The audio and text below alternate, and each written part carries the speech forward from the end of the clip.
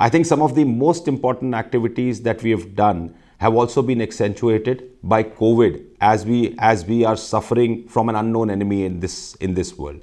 We believe from the very beginning that a collaborative ecosystem is the only way forward for innovation. And that's why we have actually set up a sector of Makers Lab, which is the R&D division, which collaborates with not just academia, but businesses, as well as the government in solving a lot of problems that not just the society faces, but also problems that the businesses face in day-to-day life. Now, I want to give some examples of the work that we have done, right from finding out a therapeutic molecule that can attack COVID-19 to making an editor called Bhamal or Bharat Markup Language for rural and urban kids who can now have the ability to code in the language of their own choice, whether it's Bengali, Marathi, Hindi, etc., to making solutions for energy management, where we are essentially building both the hardware and software to actually solve some of the crisis for energy, but also in terms of what we can do for telematics, for robotics, for AI in general. There have been a lot of work on the open innovation activities, and these open innovation are funneled and fueled but in a lot of ways by our community. When we go and connect with about 500 interns every year, we also believe that there are a lot of ideas that are brewing in their minds. Can we look at that idea and can we scuttle them across in terms of what is effective for a use case? Those are areas that we do. We connect with government. We also see some of the challenges that the government faces on the digital front, and we are trying to solve those problems. And then, of course, we connect with our own businesses and see how their market is responding. What are some of the challenges and problems that they solve? And we take a holistic approach. So the Makers Lab that is stationed in Pune in Tech Mahindra is home to a lot of these startups that come up, a lot of these startups that come and work with us. Even kids at the age of 12 or 14 love to come to Makers Lab. And there are some products that we are building where kids have given that idea in how we take it forward. So open innovation as per Tech Mahindra is the only way to set up a collaborative ecosystem to innovate for the future. And not just for us, but also for humanity at large.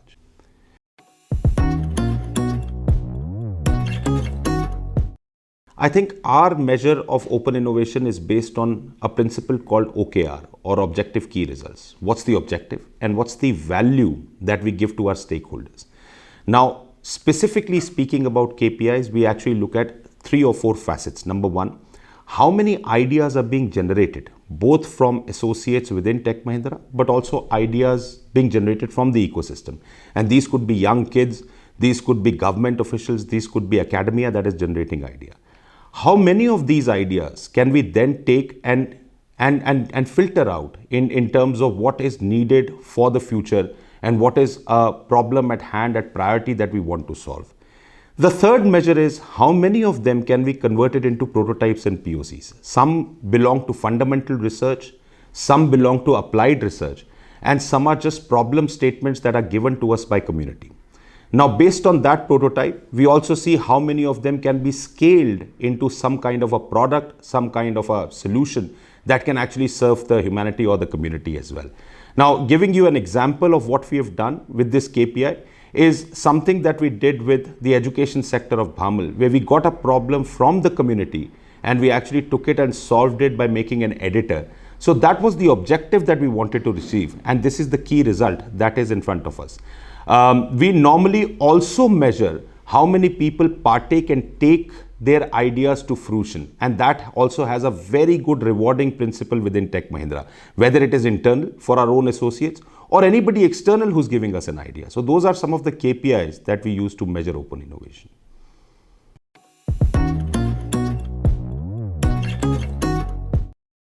In the last couple of years, open innovation sectors have really grown, and the reason for this is because of COVID and for us not connecting physically. The virtual world is giving us a lot of ideas. Number one is an idea that I wish to talk about, which is the finding of therapeutic molecule for us. That idea came to us from the community and from the general problems that we face in the society. Our second challenge that we solved was for the agri-tech community or the farmer community in India, where we worked with the Principal Scientific Advisor's Office to create an app for 140 million farmers who may get information regarding their land surface, their water reservoirs, minerals, etc. on an app, and then built in 12 languages over there. So over the last couple of years, if I was to give you a scale, I feel that the open innovation sector has increased 10x in terms of what we are doing with the society and the community at large.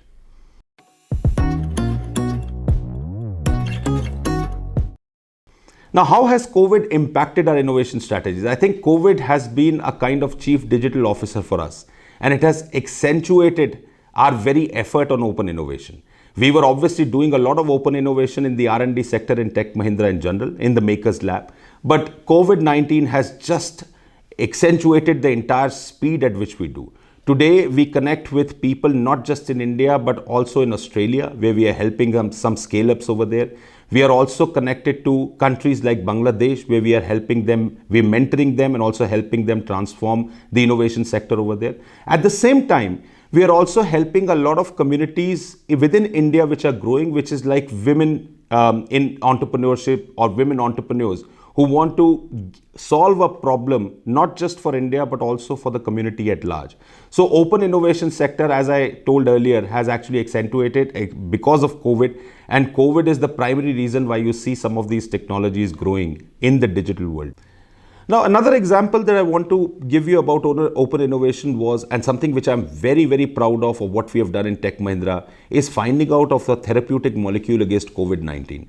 Now, we are technologists, we are computer scientists, and we have no knowledge of the virus or virology that may happen. But as COVID struck us in March 2020, the team at Makers Lab and the entire community of our, of government, of academia, etc., started studying what this virus is all about. We used principles of AI to actually find out about 17 molecules that may impact the virus from a database of about 8,000 FDA drugs. These molecules were then tested in vitro in the Petri dish, and then even tested on a 3D printed biolung with our partners, which are the lab partners who actually tested all of this. And we came up with one molecule which is now under patent. So open innovation really helped us as a collaborative ecosystem to get from point A, where we did something in silico, to something that we now have a molecule to decide. And this is basically done by an IT services organization. So you can imagine the kind of accentuation that COVID-19 has done on open innovation.